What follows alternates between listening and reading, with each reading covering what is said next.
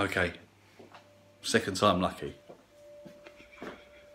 I think I put it across quite succinct on my last video, but I really want to try and cut things out. Okay, so here we go again. Let me make my point. The effigy of the Grenfell Tower was really bad taste. In fact, disgusting. I think we can all agree with that, right? Any comments that they made in the video, which I understand might have been racist or has certain comments in it that wasn't looked upon very nicely, okay? Again, totally wrong, shouldn't have happened. Now, the likes of Sheila Doherty on LBC and James O'Brien and the liberal media in total, and of course social media, people shouting out that these people should be convicted. Here's the thing, here's the logic, okay? These people built a bonfire on their own property. They built an effigy of the tower with their own money, own paper, own sticks, whatever it was made out of. So they haven't stolen anything. They're doing a bonfire on their own property, not against the law. They made some stupid comments, but they've done it on their own property. So the only question is, because they filmed it and put it on social media, somehow that's supposed to be a crime. It's not. This is what I'm trying to say to you.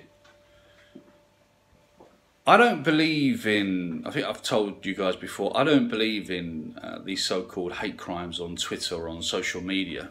I believe in freedom of speech.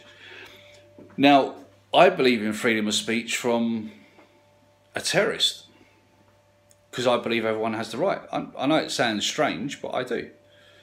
I believe in freedom of speech for any religious person. I believe that you should be able to say whatever you want, and I do mean whatever you want, to anyone. I don't believe that the law should be involved. What I do believe, that freedom of speech stops as soon as you start to incite violence or you commit violence. That's when freedom of speech stops automatically. I don't think anyone out there that believes in freedom of speech will deny that fact. However, you should be able to say and do what you want, just so long as you don't literally physically hurt someone. Hurting someone's feelings is not the same as physically hurting someone. Was this effigy done in really bad taste? Yes. Were they complete arseholes for doing it? Yes. Should they be prosecuted? My question again. For what? Hurting people's feelings? Because that's what it comes down to. Hurting someone's feelings should never, ever, ever be prosecuted. Your right to free speech should always be there. It should never be stopped.